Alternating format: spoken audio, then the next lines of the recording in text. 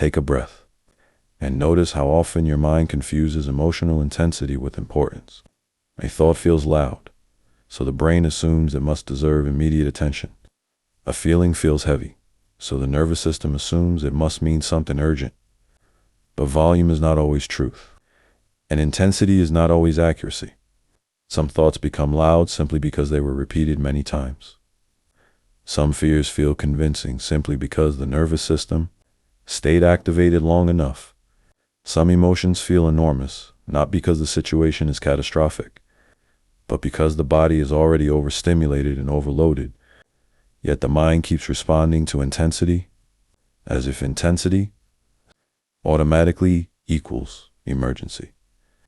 So the louder the thought becomes, the more attention it receives. And the more attention it receives, the louder it becomes. This creates a self-feeding cycle. A small worry becomes amplified through repeated focus.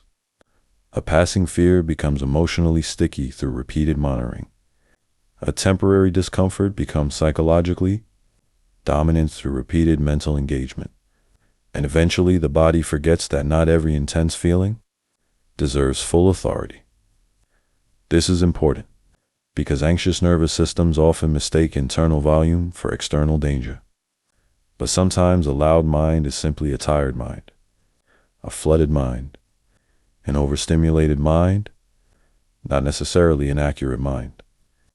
You do not need to obey every emotionally intense thought just because it arrived with strong energy attached to it.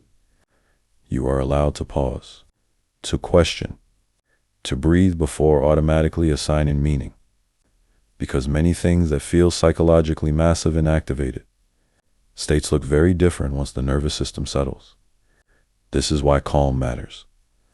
Calm creates perspective. Calm separates signal from noise. Calm allows the body to stop treating every emotional spike like a life directive.